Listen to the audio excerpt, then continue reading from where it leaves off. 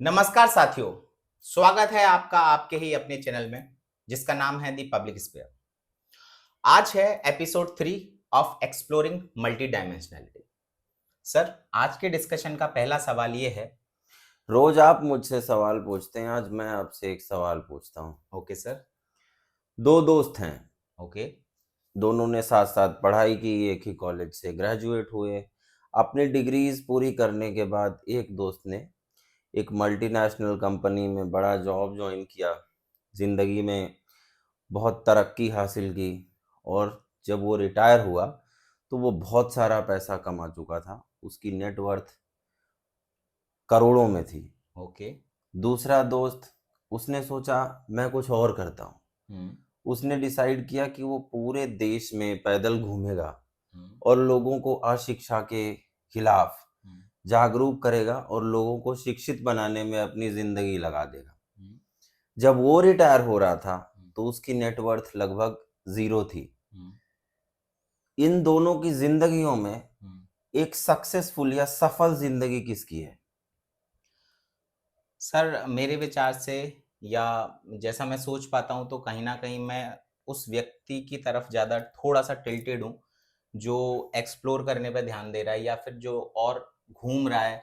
क्या एक्सप्लोर किया उसने? उसने दुनिया सर नहीं देखी, घूमा नहीं बहुत ज्यादा? नहीं सर, जिसकी नेटवर्थ जीरो है उसने तो एक्सप्लोर किया सर।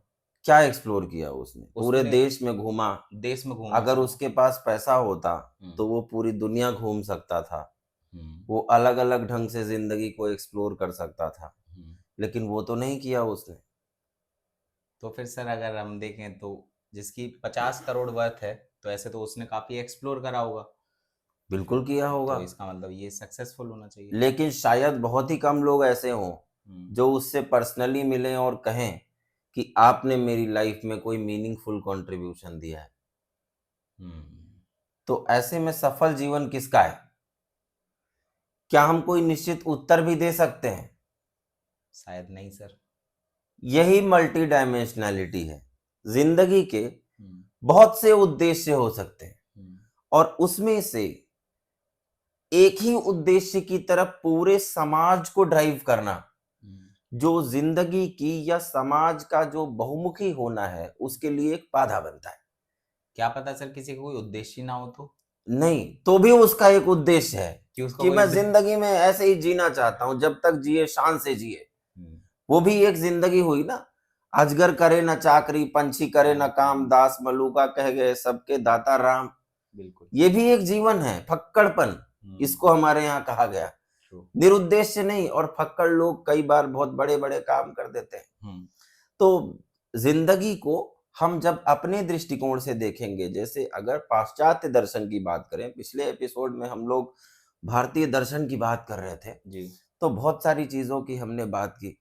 प्लेटो का एक बड़ा महत्वपूर्ण दर्शन है जी। जिसको कहता है वो थुमोस या थिमोस, जो भी हम्म। लोग उसको जैसे पढ़ना चाहे वैसे पढ़ते हैं। हम्म। मैं थुमोस कहता हूँ। हम्म। थुमोस के अंतर्गत वो मनुष्य के जीवन की बहुत सी इच्छाओं की बात करता है। मतलब कई तरीके के लोग हैं, जी जी। किसी की इच्छा कुछ है, किसी की इच्छा कुछ है। तो एक वो मनुष्य हो सकता है जिसे लगता है कि मैं तो दुनिया पे राज करने के लिए पैदा हुआ हूं। ट्रू। वो हिटलर बन सकता है, हम्म। या एक बहुत बड़ा नेता बन सकता है, फिदेल कास्ट्रो भी बन सकता है, बन जरूरी सकता है। नहीं है वो हिटलर ही बने, बिल्कुल सर। कोई और भी बन सकता है, गांधी जी भी बन सकते हैं। हम्म। तो ऐसे ही लोग जिनको लगता है कि समाज को संचालित करने का उन्होंने जिम्मा लिया और वो ये करने वाले हैं। दूसरे लोग ऐसे लोग हो सकते हैं जिनको लगता है कि मैं तो अपनी जिंदगी में कुछ ऐसा काम करूंगा, आप जो प्रत्यक्ष रूप से शायद लगता हो कि समाज के लिए प्रोग्रेस में कोई कोई योगदान दे पाएगा या नहीं दे पाएगा, वो मुद्दा नहीं है। उससे ज्यादा इंपॉर्टेंट उनको लगता है कि मैं साइंस में काम करूंगा, टेक्नोलॉजी में काम करूंगा, जिसे ग्रामशी जो है वो ट्रेडिशनल इंटेलेक्चुअल्स कहा करते थे। ओके। तो वो जो इंटेलेक्चुअल्स हैं वो भी उसी कैटेगरी में आता है। कुछ लोग ऐसे मान के चलते हैं कि सोशल इक्वालिटी के लिए हम जिंदगी भर काम करेंगे, नर्मदा बचाओ आंदोलन के साथ जो लोग जुड़े, या फिर चिपको मूवमेंट जिन लोगों ने चलाया, तो उन्होंने कोई ऐसा काम नहीं किया जिससे उनकी पर्सनल गेन हो रही है प्रत्यक्ष रूप में। वो इसलिए काम कर रहे हैं कि समाज की भलाई के लिए हम कुछ न कुछ कर पा रहे हैं। सर उद्देश्य तो बनता बिगड़ता भी रह सकता है। मान लीजिए बिल्कुल आज बन मेरे सकता है, उद्देश्य कुछ और हैं, लेकिन 1 साल बाद कुछ और बिल्कुल बन और सकता फिर है। वापस से मैं पहले उद्देश्य पे ही आ जाऊं। याद कीजिए इरोम शर्मिला को, हम्म, 13 साल से अधिक समय तक उन्होंने हम्म, भूख हड़ताल की मणिपुर की जनता के लिए। फिर उन्हें एक समय पर समझ में आया हम्म, कि इससे कुछ होने वाला नहीं, पॉलिटिकल एक्टिविज्म में जाना चाहिए। true, हमारे देश का दुर्भाग्य है कि वो चुनाव हार गई। हम्म, एक ऐसी स्त्री चुनाव हार गई जिसने अपनी पूरी जिंदगी लगा दी true सर। लोगों की भलाई के लिए, यानी कि लोगों की नजर में शायद उनका जीवन उतना सार्थक नहीं था। तो अब इसका क्या कोई निश्चित उत्तर हो सकता है? जैसे फ्रांसिस फुकुयामा जो लिबरल फिलोसोफर हैं, उनकी एक बड़ी अच्छी किताब है end of history and the last man. उसमें वो 2 तरीके की इच्छाओं की बात करते हैं मनुष्य की, आइसोथूमिया और मेगलोस्थूमिया, जो प्लेटो के थीमोस से उन्होंने बनाया। तो एक वो कैटेगरी है जिसमें मेगलोस्थोमिक पर्सनालिटीज आती हैं, जो लीड करती हैं, जिनको लगता है कि हम बड़े बिजनेस एंटरप्रेन्योर्स बनेंगे या फिर जो है पॉलिटिकल एक्टिविस्ट बन के राजनेता बनेंगे, किसी ना किसी पॉलिटिकल पार्टी को ज्वाइन करेंगे और फिर उसके बाद अपनी रिकॉग्निशन बनाएंगे, यानी कि डिजायर ऑफ रिकॉग्निशन उनकी इच्छा है। दूसरी डिजायर हो सकती है जिसको उन्होंने कहा आइसोथोमिक पर्सनालिटीज, ये लोग सोशल इक्वालिटी के लिए जिंदा रहते हैं। प्लेटो होता तो शायद ये कहता कि जो आइसोथोमिक पर्सनालिटीज हैं ये बहुत अच्छी पर्सनालिटीज नहीं है, क्योंकि ये लोग जो है सोशल प्रोग्रेस उस तरीके से नहीं करते। ये केवल बस ये सुखी हो जाएंगे कि लोग इक्वल हैं, बस उतने में ये खुश हैं जी। अब इसमें से हम क्या कहें, कौन सा अच्छा कौन सा बुरा, सवाल ये नहीं है। सवाल ये है कि समाज हमेशा से बहुउद्देशीय रहा है। कुछ लोग साइंस और टेक्नोलॉजी के एरिया में अच्छे तरह से काम इसलिए कर पाते हैं क्योंकि दूसरे लोग लगातार सोशल इक्वालिटी के लिए काम करते रहते हैं। सर मैं तो नहीं हूँ आपकी इस बात से सहमत कि समाज हमेशा से मल्टी डायमेंशनल रहा है सर, या बहुकोणीय। अगर ऐसा होता तो फिर आज हमें वो क्यों दिखता? या सर आपको नहीं लगता कि समाज हमेशा से ही यूनिडायरेक्शनल चलता आ रहा है, हमेशा से ही एक रिजिडिटी है, हमेशा से ही अपनी ट्रेडिशनल थॉट्स को फॉलो करना चाहता है सर? देखिए, जीवन के उद्देश्यों की अगर हम बात करें तो समाज बहुकोणीय रहा है हमेशा से, क्योंकि किसी भी समाज में कुछ ही चीजों को एक आदर्श जीवन नहीं मान लिया गया। आप अगर मिडिवल पीरियड को भी देखें तो कबीर अपनी जिंदगी में चरखा चलाकर और भक्ति करके खुश हैं। रहीमदास के पास एक मनसब है बड़ी, और वो मनसबदारी के बावजूद कविता लिख रहे हैं। और रहीम जो है वो जिंदगी के उद्देश्यों की बात करते हैं। एक बार उन्हें पता नहीं शायद खजूर खाने गए होंगे और गुस्सा आ गया, तो उन्होंने दोहा कह दिया, बड़ा हुआ तो क्या हुआ, जैसे पेड़ खजूर, पंथी को छाया नहीं, फल लागे अति दूर। बेचारे रहीम फल नहीं तोड़ पाए तो और दोहा लिख दिया। गुस्से में रहे होंगे। खजूर की अपनी सार्थकता है। वही खजूर जो आप सोचे कि कितने लोगों के लिए रमजान में एक ग्लूकोज का माध्यम बनता है, जब लोग इफ्तार करते हैं और पूरे साल इतना न्यूट्रिशियस फल आता है खजूर के पेड़ में, लेकिन रहीमदास जी को गुस्सा आ गया तो उन्होंने ऐसा लिख दिया। खजूर पे चढ़ पाना भी बहुत मुश्किल है क्योंकि उसकी शाखाएं वैसी नहीं होती। खजूर के पत्तों से हेड फैन बनाए हुए हम लोगों ने कितने दिन तक उससे हवा खाई है, तो उससे भले छाया ना मिलती हो लेकिन गर्मी दूर करने में उसने हम सब की बहुत योगदान दिया है। सर ये मैंने अभी तक नहीं सोचा कि खजूर को इस तरह से भी देख सकते हैं, क्योंकि रहीम जी ने इतना इन्फ्लुएंस कर दिया सर। हाँ, तो खजूर जो ऐसी चीज है ना, मतलब अब पोएट हैं, गुस्सा आ गया तो आ गया, लिख दिया, कोई बात नहीं। बेन जॉनसन, उनको ओक ट्री पे गुस्सा आ गया, उन्होंने कहा अरे 300 साल जी के क्या होगा, लिली का फूल देखो इतने छोटे टाइम तक जिंदा रहता है और इतने ही में ही ब्लॉसम करता है और खत्म हो जाता है। तो इन शॉर्ट प्रोपोर्शंस लाइफ में परफेक्ट बी हो सकती है, बिल्कुल सही बात है, लेकिन वो बेचारा 300 साल तक जिया तो इससे उसकी लाइफ जो है वो खराब तो नहीं हो जाती। तो इस दृष्टि से अगर देखने की कोशिश करें तो मीनिंगफुलनेस किसमें है, सार्थकता किसमें है? समाज ने कभी भी ऐसा नहीं किया। बहुत सारे लोगों के कहने का मतलब यह है कि बहुत सारे उद्देश्य जो है वो रहते हैं और समाज ने कभी भी किसी एकमात्र उद्देश्य को सार्थक नहीं माना। हो सकता है एक पर्टिकुलर टाइम तक अच्छा लगे। दूसरी वाली बात जो आप कह रहे हैं मैं उस पे आऊंगा अभी, जी लेकिन उसके पहले हम एक और बात सोच लें तो शायद मल्टी डायमेंशनैलिटी को समझना थोड़ा सा और इजी हो जाएगा। जी सर। हम थोड़ा सा आज प्रैक्टिकल वे में बात कर रहे हैं ताकि फिलॉसफी थोड़ा और इजी हो जाए और लोगों को समझ में आए। अंग्रेजों ने भारत के ऊपर हमारे देश पे लगभग 190 साल शासन किया, अगर हम प्लासी के वॉर से देखें गणना करना शुरू करें। जी जी। अब उस 190 साल में भगत सिंह जैसे लोग हुए, गांधी जी जैसे लोग हुए, B.R. अम्बेडकर जैसे लोग हुए, जवाहरलाल नेहरू जैसे लोग हुए, सरदार पटेल जैसे लोग हुए, लक्ष्मीबाई जैसे लोग हुए, जी जिन्होंने सोचा कि हमें स्वतंत्रता के लिए लड़ना है, सही है। मुक्ति प्राप्त करनी है और अपनी स्वतंत्रता होगी तो उसके बाद हम जीवन जी लेंगे ट्रू। जिस तरीके से जीना चाहेंगे। लेकिन बहुत से लोग ऐसे थे जो अंग्रेजों के साथ मिल गए। उन्होंने तमाम तरीके की उपाधियां प्राप्त की, राय बहादुर, खान बहादुर, महाराजाधिराज, फलाने, जितने भी लोग हैं ऐसे। अब शासन क्योंकि 190 साल चला तो बहुत सी पीढ़ियां इसी में पैदा हुई होंगी और खत्म हो गई होंगी। बिल्कुल सर। यानी कि ऐसे भी बहुत सारे लोग रहे होंगे जिन्होंने जिंदगी जी अंग्रेजों की सरपरस्ती में और उनको किसी भी तरीके का संकट नहीं झेलना पड़ा, जबकि ये लोग लगातार जेल जाते रहे। तो पब्लिक की नजर में, पॉपुलर ओपिनियन में कौन सही था, किसका जीवन सार्थक था, उस समय के समाज में हो सकता है बहुत से लोगों को लगता हो कि यार ये तो हमेशा ही जेल चले जाते हैं। बिल्कुल। उनको देखो, उन्होंने अंग्रेजों के साथ रह के इतनी तरक्की कर ली, बंगला है, गाड़ी है, प्रोग्रेस कर रहे हैं, विदेश घूमने जा रहे हैं, यहाँ यात्रा पे जा रहे हैं, वहां यात्राओं पे जा रहे हैं।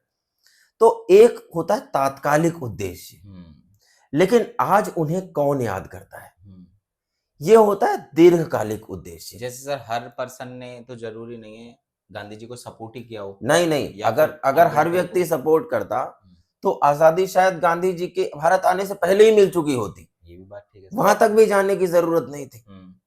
सुभद्रा कुमारी चौहान ने लक्ष्मीबाई पे जब कविता लिखी जी, जो बहुत प्रसिद्ध है, सब लोगों ने सुनी होगी, बुंदे ले हर बोलो के वो हमने सुनी कहानी थी, उसमें एक मजेदार लाइन आती है जो शायद पॉलिटिकल हो लेकिन कविता की लाइन है तो मुझे कहने में कोई दिक्कत नहीं है। उन्होंने लिखा कि और शत्रु के मित्र सिंधिया ने छोड़ी राजधानी थी। तो बहुत से ऐसे लोग थे, इतिहास हमें बताता है, जो अंग्रेजों के साथ, मैं आज वालों की बात नहीं कर रहा हूँ, वो तो सर इतिहास की बात, इतिहास की बात है। कोई साथ में रहा, कोई नहीं रहा, किसी ने लगातार कॉन्फ्लिक्ट्स को, जो कि एक गुड कॉज के लिए था, अपनी जिंदगी का एक उद्देश्य बना लिया कि हर एक भारतीय नागरिक को हमें स्वतंत्र रूप में देखना है, वो उनका उद्देश्य बन गया। उस समय पर उनसे जुड़ने वाले बहुत कम लोग थे जी। भगत सिंह को बहुत सकारात्मक दृष्टि से नहीं देखा बहुत सारे लोगों ने उस समय। बिल्कुल सर। लेकिन आज हम भगत सिंह को जानते हैं, उनके आलोचकों को नहीं, शायद हम उन्हें याद भी नहीं करना चाहें। तो आपको ये ध्यान में रखना, इसीलिए मल्टी डायमेंशनैलिटी, आप किस तरह के उद्देश्य को लेकर चल रहे हैं, इसमें सही या गलत का फैसला कोई दूसरा नहीं कर सकता है। You have to choose how you are going to design your life, ये इंपॉर्टेंट है। तो ऐसे बहुत सी चीजें हैं जिसमें ये चीज आती है, लेकिन जो दूसरी बात आपने कही थी जी, वो बड़ी महत्वपूर्ण है, हमको उस पर चर्चा करनी चाहिए साथ साथ में, कि समाज में बहुत सारे लोग ऐसे होते हैं जिनको लगता है कि लोग एब्सोल्यूटिस्ट हो जाएं, यानी कि सच्चाई क्या है वो ना सोचें, वो ये सोचे कि जो मैं कह रहा हूं वो सच है जी। तो ऐसी स्थिति में क्या होता है, जब एक वन डायमेंशनल सोसाइटी बनती है जी, तो उसे रूल करना आसान हो जाता है। अगर पूरा देश एक ही रेडियो चैनल सुने तो सरकार के लिए कितना आसान हो जाए कि उसी एक रेडियो चैनल पे प्रचार करे और लोग जो है वही सुन रहे हैं जी सर, तो वही मानेंगे जी सर, फिर तो बात ही खत्म हो गई ना जी सर। भगवान ने हमें दो कान दिए इसीलिए कि एक से अगर आप इस तरफ की बात सुनते हैं तो दूसरे से आप इस तरफ की बात सुन सके। तो ये यूं ही नहीं हो सकता, और इसीलिए मैं कहता हूं ये चीज अक्सर कि आप सोचने की कोशिश करें, जिसे ग्रामशी कहता है कल्चरल हेजेमनी। तो बहुत सारे ग्रुप्स होते हैं और ये लगातार सोसाइटी, अगर मानव समाज के इतिहास को इस तरीके से देखा जाए तो वो इन्हीं टकरावों का इतिहास रहा है। मतलब एक तरीके का एब्सोल्यूटिज्म, यानी कि उस समय की सच्चाई जब इस्टेब्लिश हो जाती है तो दूसरा एक व्यक्ति आता है, वो उसे तोड़ देता है।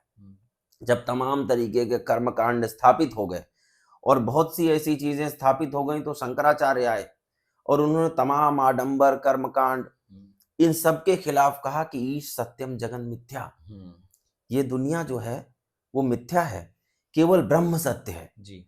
अब जब ब्रह्म ही सत्य है तो संसार, समस्त संसार अगर मिथ्या है तो बहुत सारे लोगों को इस बात का बुरा लगा, लगना भी था। तो कहते हैं कि शंकराचार्य एक बार नहा के आ रहे थे सुबह सुबह, किसी ने उनके पीछे एक पागल हाथी छोड़ दिया जी। अब वो शंकराचार्य को दौड़ा रहा है, शंकराचार्य दौड़ रहे हैं, वो दौड़ा रहा है, शंकराचार्य दौड़ रहे हैं। फिर शंकराचार्य ने सोचा कब तक भागूंगा, वो पेड़ पे चढ़ गए।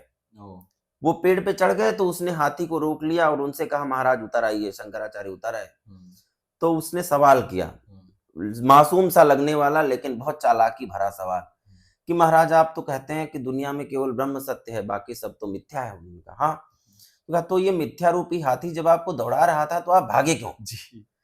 तो सवाल तो बड़ा मासूम है। सही है सर। शंकराचार्य ने उसी मासूमियत से जवाब दिया कि मैं कौन सा सच में दौड़ रहा था, जो मैं दौड़ रहा था वो भी तो मिथ्या हूं। तो कहने का मतलब ये हुआ कि दुनिया में बहुत से लोग, जितने भी सामाजिक परिवर्तन होते हैं और ऐसी इस तरीके की जो नई चीज जो लोग लेकर आते हैं, उसके साथ हर कोई खड़ा नहीं होता, क्रिया की प्रतिक्रिया होती है। और एब्सोल्यूटिज्म क्यों जरूरी हो जाता है? क्योंकि एब्सोल्यूटिज्म से, मैंने जैसे कहा, रूल करना, it makes easier to rule the public. अगर लोग वन डायमेंशनल हैं, कुछ खास तरीके के काम कर रहे हैं, आपको पता है सुबह सुबह सब लोग पार्क में सैर करने जाएंगे तो आप पार्क में पोस्टर्स लगवा दो, हर कोई देखेगा, कम्युनिकेशन बिकम्स इजियर, कोई दिक्कत नहीं, कोई समस्या नहीं हो रही है। लेकिन आपको पता है नहीं, कुछ लोग ऐसे भी हैं जो 8 बजे तक सोते हैं, उनके लिए आपको शाम को प्रचार करना पड़ेगा क्योंकि वो रात में जगेंगे। तो भगवान ने 24 घंटे बनाए, वो 24 घंटे को हर एक व्यक्ति अपने हिसाब से डिजाइन करे। डिसिप्लिन अच्छी चीज है, लेकिन बहुत बार ये अच्छी चीज नहीं भी होती। राज्य चाहते हैं, सरकारें चाहते हैं कि हम अनुशासित रहें, एक ही तरीके के कपड़े पहने, एक ही तरीके की बातें करें, एक ही तरीके के न्यूज शोज देखें, एक ही तरीके की किताबें पढ़ें। उससे क्या होगा, इजी हो जाता है। जैसे सर आपकी इस बात से मुझे एक किताब के बारे में याद आ रहा है, जॉर्ज ऑरवेल की 1984। बिल्कुल। तो उसमें सर इसी तरीके का एक स्टेट है जहां पर इसी तरीके की किताब है। मतलब जब हम उसे पढ़ते हैं तो हमें समझ आता है कि वो एक तरीके की एजुकेशन सिस्टम प्रमोट कर रहे हैं, वो हिस्ट्री भी एक तरीके की प्रमोट कर रहे हैं, उसके कोई वर्जन अवेलेबल नहीं है। बिल्कुल बिल्कुल। अभी जैसे कल दिल्ली यूनिवर्सिटी के हमारे वाइस चांसलर ने कहा कि साल में 2 बार CUET होना चाहिए। बड़ी अच्छी बात कही उन्होंने।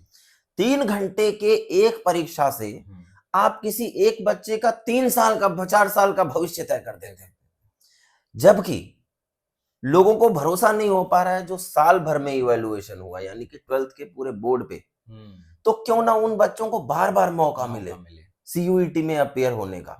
ये कंटिन्यूअस प्रोसेस है, 2 से 3 बार एग्जाम जरूर होना चाहिए। बिल्कुल। क्योंकि और हो सकता है कि इन तीनों के कंटिन्यूअस इवैल्यूएशन को बेसिस बना के एक मेरिट बनाई जाए जी। 2 आर ऑलवेज बेटर देन 1।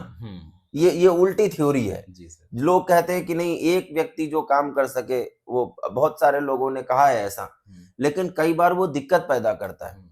कई जगह ये सही होता है, कई जगह ये सही नहीं भी होता है। यही मल्टी डायमेंशनलिटी है, क्योंकि जो एब्सोल्यूटिज्म है वो इतना बड़ा खतरा बनता है। जैसे जिसको ग्रामसी जैसे लोगों ने कहा, तो एक तरीके की विचारधारा जब एक स्टेट फॉलो करने लगता है, 2 या 2 से ज्यादा जो डोमिनेंट ग्रुप्स होते हैं जी, तो उसमें से जब मैं अपनी रूलिंग इस्टेब्लिश करना चाहता हूं तो सोसाइटी में, तो मैं उन सत्य चीजों को प्रमोट करने की कोशिश करता हूं जो मेरे हिसाब से सच होती है जी।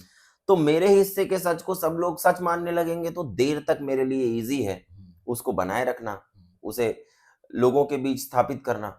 लेकिन वो जब टूटेगा तो ऐसा टूटेगा कि बहुत सारी चीजें बदल जाएंगी। इमरजेंसी के दौरान बहुत सारे लोग ये साबित करते रहे कि इमरजेंसी अच्छी क्यों थी जी। बाद में उनकी हालत खराब हो गई जब लोगों ने डेमोक्रेटिक वैल्यूज को पहचाना और उनके अगेंस्ट वोट किया पूरी तरीके से। तो इसलिए जो है समाज गतिशील है और उसमें वन डायमेंशनैलिटी हमेशा रूलिंग क्लास का वर्जन होता है। जो साधारण जनता है वो समाज को अलग अलग ढंग से एक्सप्लोर करने की कोशिश करती है और उसी के हिसाब से अपने जीवन के उद्देश्यों को तय करती है और जिंदगी के जो बहुत से उद्देश्य हैं वही समाज को हर दिशा में आगे बढ़ाते हैं, वरना पूरा का पूरा समाज या तो दार्शनिक बनकर रह जाएगा या विशुद्ध वैज्ञानिक बनकर रह जाएगा। ऐसा नहीं हो पाता है। जो भी समाज प्रोग्रेस करता है उसमें अच्छे दार्शनिक भी पैदा होते हैं, अच्छे साइंटिस्ट भी पैदा होते हैं, अच्छे आर्टिस्ट भी पैदा होते हैं, अच्छे म्यूजिशियंस भी पैदा होते हैं और बहुत से ऐसे लोग पैदा होते हैं जो अच्छी तरीके से सोच पाते हैं और समाज को आगे बढ़ा पाते हैं।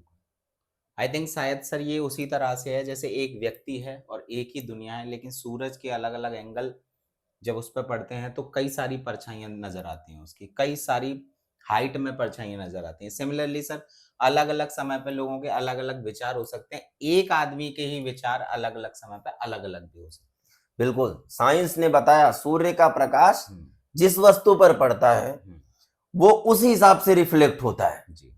तो उसी से हमने कितने रंग बना दिए। अगर सूर्य का प्रकाश नहीं पड़ रहा होता तो वो चीजें पॉसिबल नहीं होती, लेकिन बहुत सारे लोगों की आदत पड़ जाती है चीजों को देखने की, एक या दो बाइनरीज में वो देखते हैं। प्रकाश एक है लेकिन सिर्फ कलर बहुत सारे। तो हमें यही समझना है कि उस बहुत से कलर्स में से या तो सब मिथ्या हैं या फिर सब सच हैं। ऐसा नहीं हो सकता सर, लेकिन एक फेवरेट कलर हो सकता है।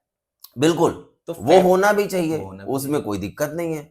लेकिन ऐसा नहीं हो सकता ना कि मेरा फेवरेट है काला तो मैं सबका काला फेवरेट बना दूं, या मेरा फेवरेट ब्लू है तो मैं सबको कहूं कि नहीं ब्लू मेरा फेवरेट है, तो समाज में सब लोग आज से ब्लू ही पहनेंगे।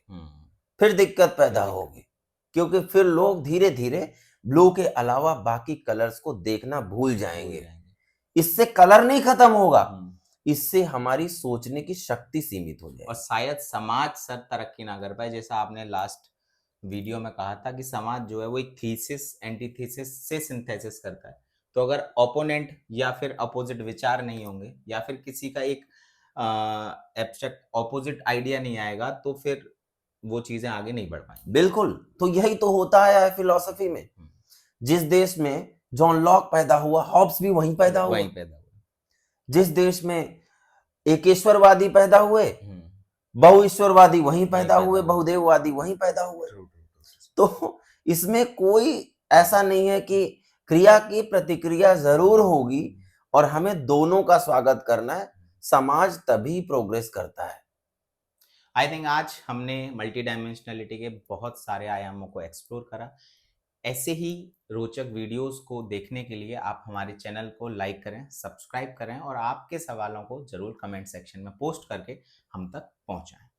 Thank you. बहुत बहुत शुक्रिया। Share, subscribe and comment. Thank you.